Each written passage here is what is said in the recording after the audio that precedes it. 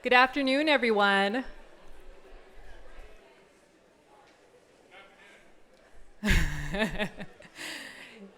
So for those of you I haven't had the pleasure of meeting yet, my name is Roma Malik, and I'm the Acting Sustainability Manager here. First of all, I want to thank you all so much for coming and helping us celebrate the Greenest Employer recognition, and it's such a tremendous accomplishment to be recognized for the second year in a row as one of 70 of Canada's greenest employers. So first of all, thank you all, because we couldn't have done this without each and every one of your support and your work with us throughout all the years. And I'm going to just hand it over to our president, Chris Whitaker, to say a few words. So thank you.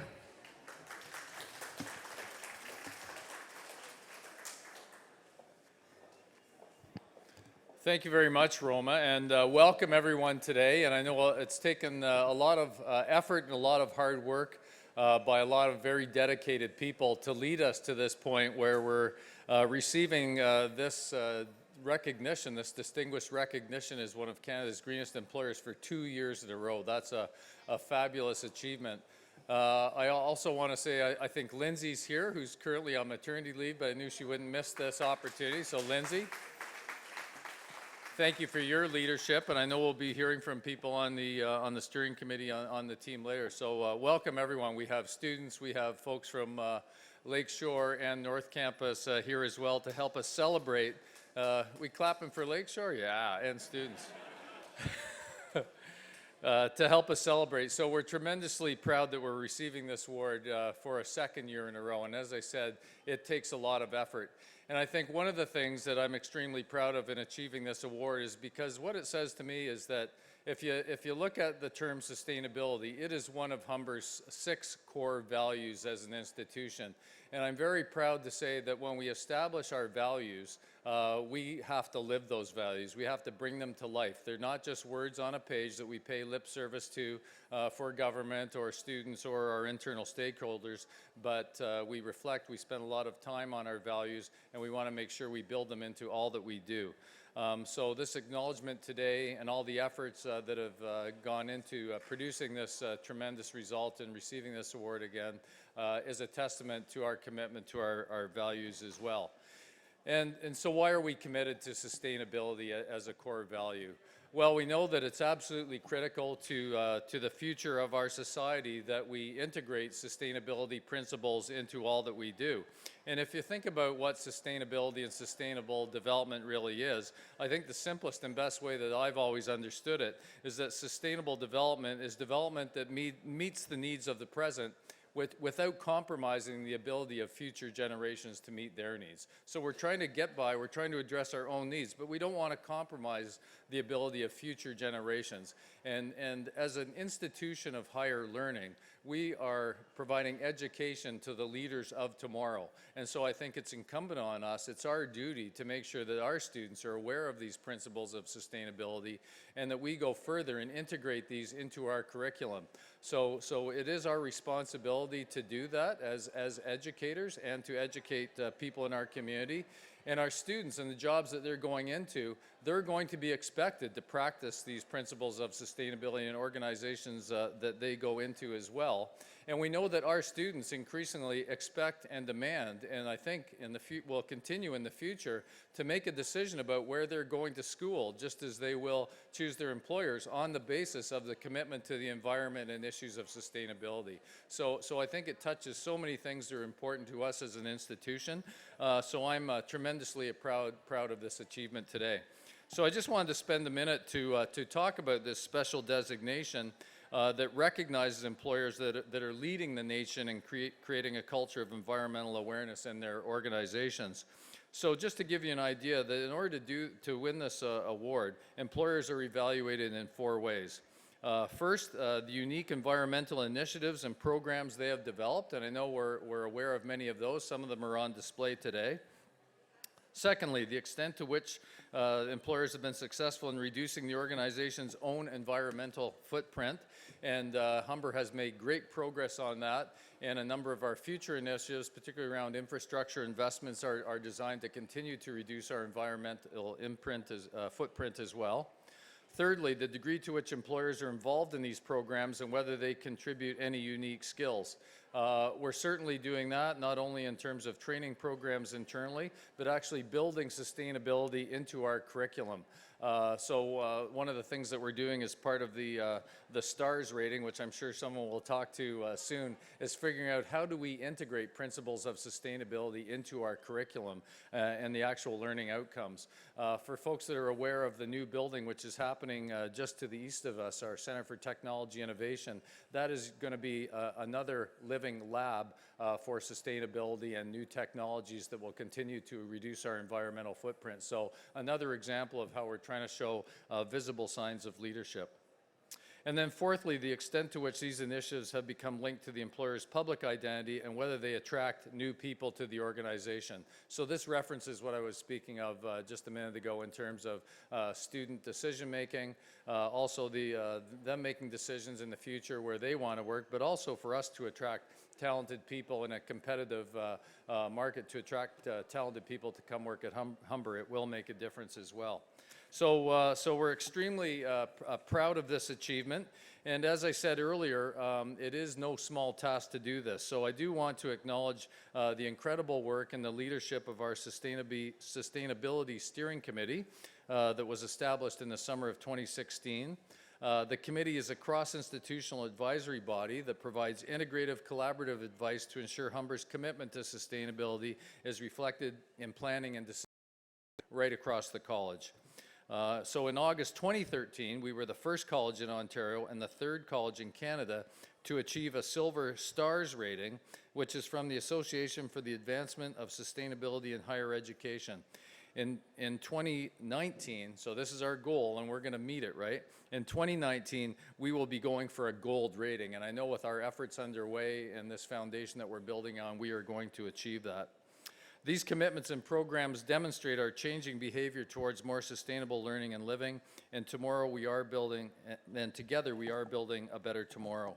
So now I would like to invite Spencer Wood, our Director of Facilities Management, up to the podium to say a few words for himself, but also on behalf of Ronnie Dollywall, who couldn't be here with us today, but who is the executive sponsor of the committee. Spencer, let's give him some applause.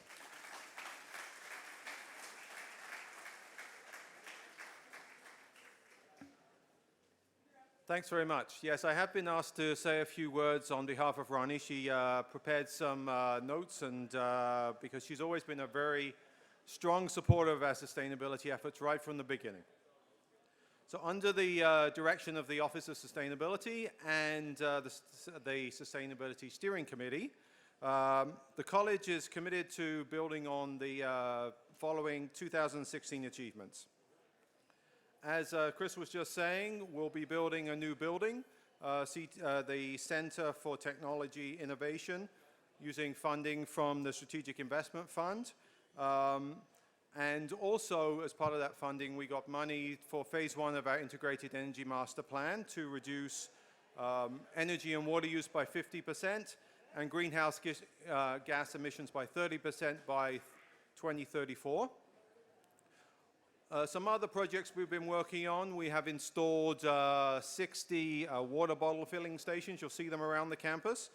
And nice thing about those, they have a little counter on them. So we know that as of today, we have diverted 2.1 million water bottles from being recycled or landfill or wherever they would have ended up. It's a big number. We have also, no, it's a huge number. It's amazing. We've also installed our first electric vehicle charging stations at Lakeshore. There's 2 there in the basement of the Welcome Center. And we have 6 more planned for the parking garage, currently under construction at this campus. We're starting to see people using that facility. We're working strategically with Metrolinx on the light rail transit Finch line, with the stop to come at the corner of Highway 27 and Finch.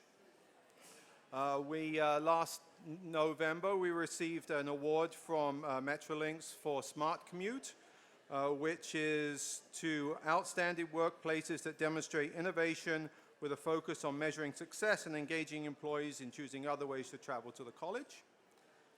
We've worked on increasing bike parking on campus, and we have some maps on our sustainability website.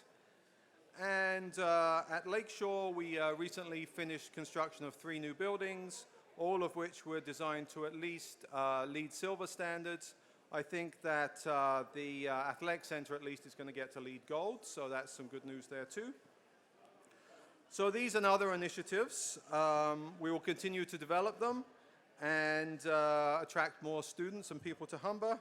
And our success in reducing our environmental footprint has given Humber College a public identity we can all be proud of.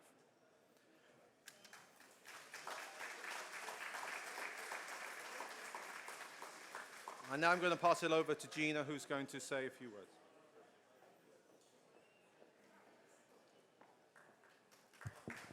Thank you. Thank you, Spencer. It's a pleasure to be a co-chair of the Sustainability Steering Committee, and I should mention that the other co-chair is Lindsay, who is away right now, and Roma in her place. And as Chris mentioned, it is a cross-institutional committee that aims to identify initiatives that we can all work on together to ensure that we are creating a learning and a living environment that is sustainable. I know you've heard about some of the highlights, and I'm just going to add a couple more. I think it's important to note that in 2016, Humber diverted 63% of our waste from landfill, and this was an increase from 2015, when it was 55%. We've increased bike parking, and we have bike parking maps now across all of our campuses. Chris talked a little bit about some of the academic initiatives, and I just want to tell you that we recognize that that's going to be a very important initiative in order to take us to the next level, is to look at the academic division and identify ways in which we can integrate sustainability into our curriculum. And to that end, we've identified all of the courses at Humber in the academic division that do indeed have sustainability outcomes. We have also created a community of practice for faculty who wish to share information and best practices that will have an impact in the classroom. We're also looking at implementing sustainability as an essential skill, meaning that every single student that comes to Humber will leave with some sustainability outcome within their course, and it will be truly a course competency. The other thing that I'd like to tell you about is students. This past year, the Ignite Student Club See How, and they are students from the Sustainability, Energy, and Building Technologies program, won Chartwell's Food Services Campus project contest for their plan to build a self-sustaining hydroponics study table. And we have it featured here today. Where are you guys? There they are, way back there. So please drop in and take a look at that table, and you can see sustainability in action. It's now my pleasure to introduce our guest speaker to you.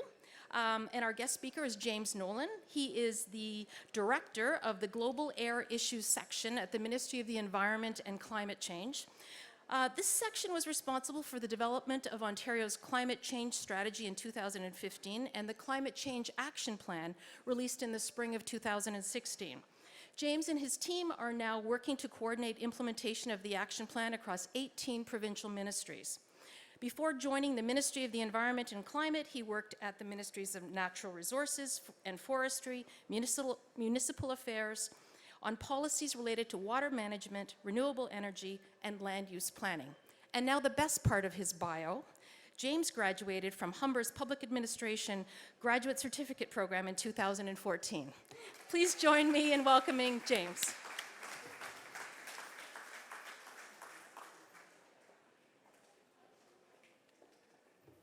Great, thanks very much for having me here today.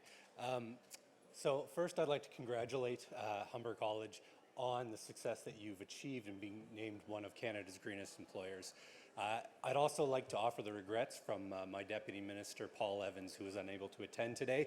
Unfortunately, on budget day, Deputy Ministers are typically required to stay pretty close to Queen's Park to deal with, to deal with all the questions that'll be coming in and the media throughout the day. So he sends his regrets, but I'm happy to be here myself to talk about a lot of how the provincial initiatives that are ongoing right now relate to the work that Humber's taking and the actions that Humber's taking as a sustainable organization.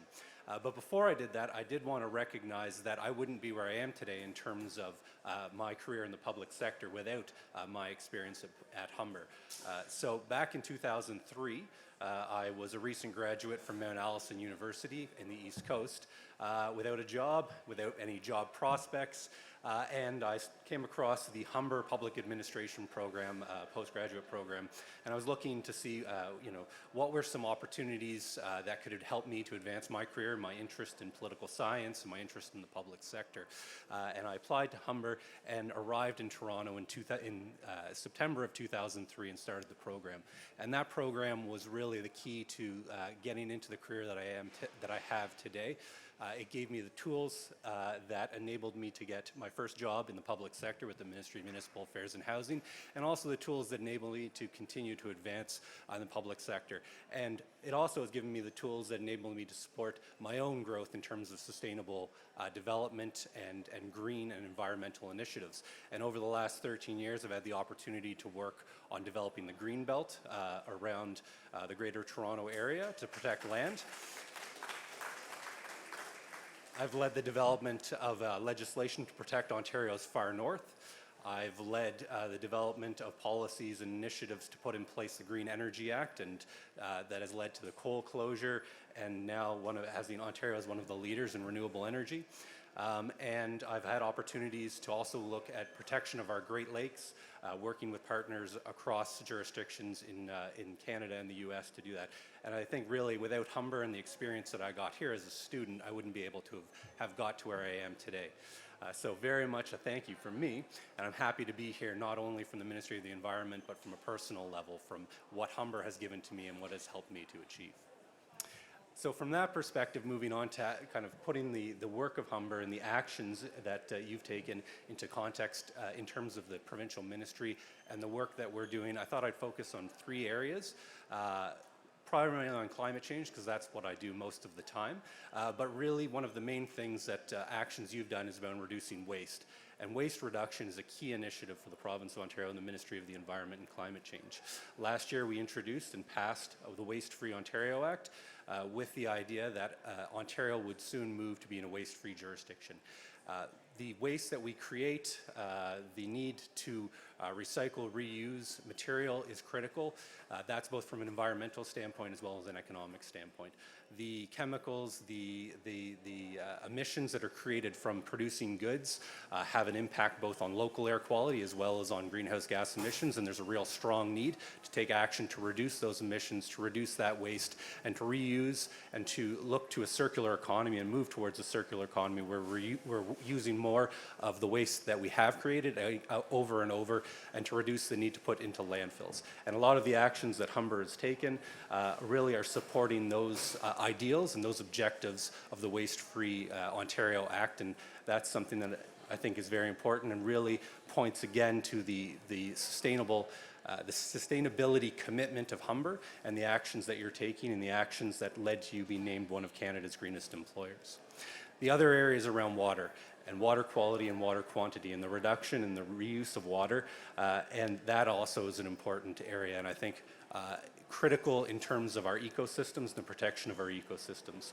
So the Ministry of the Environment, in 2015, we introduced the Great Lakes Protection Act and put that legislation in place to protect some of the jewels of Ontario in terms of our Great Lakes. We've also taken steps, including putting a moratorium on water takings for water bottling activities to really look at how we use our water and to reduce the use of our water. The use of the water, it is a finite resource and needs to be spread across the various sectors, supports our agricultural activities, supports our wildlife. Having worked at the Ministry of Natural Resources and Forestry for a number of years, I know the critical role that water plays in terms of supporting wildlife, supporting ecosystems, and providing for a lot of the natural amenities that we have in Ontario that we often take for granted, but are really critical to both the character and the culture of Ontario, but also our way of life and the environment that we live in. And last, I think, and one of the critical areas and the work that's going on currently with the initiatives that Humber has taken is also with the new buildings you're working on is around climate change. And climate change is one of the most critical issues of our time. And Ontario is taking that very seriously, and we're taking significant action. But to put it in context, right now, based on the modeling that we have from the international community, we're set for the average temperature in Ontario to increase by about 7 degrees in the north and 4 degrees in the south. And while that is the average, we're looking at significant extremes at both ends in terms of the hottest days and the coldest days. We're looking at more severe events, and we're already seeing those.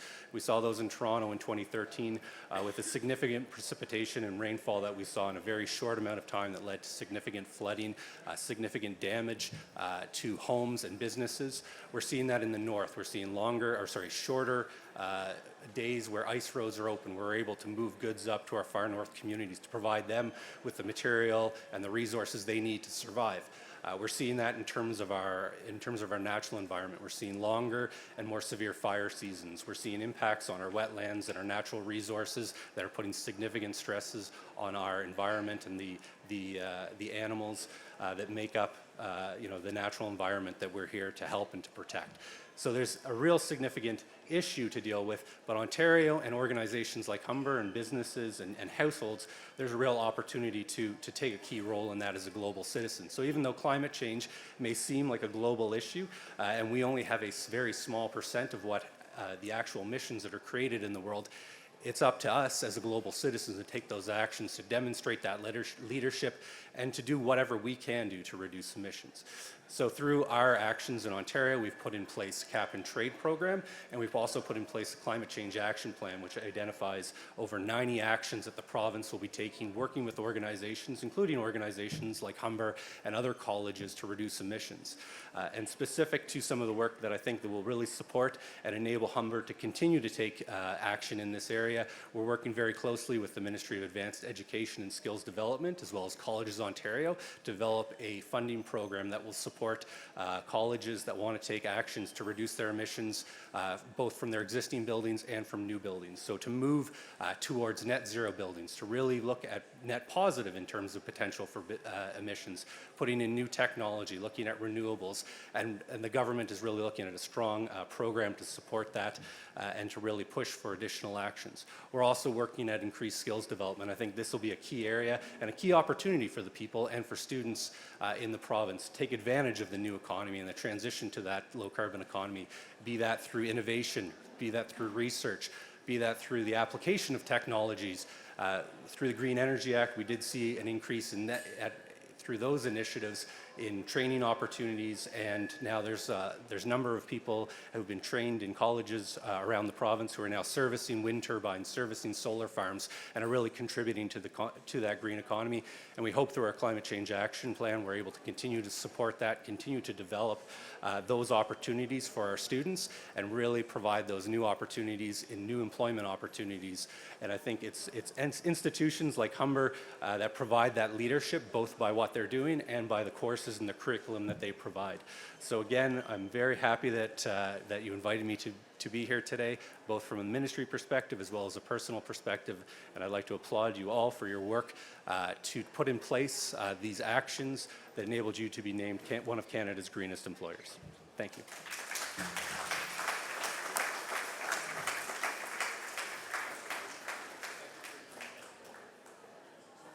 Thanks so much, James. Does anyone have any questions? No questions? Okay, so I invite you all to mingle, have a little coffee, tea. We have cake in the back, and help celebrate this occasion. Thank you so much for coming out.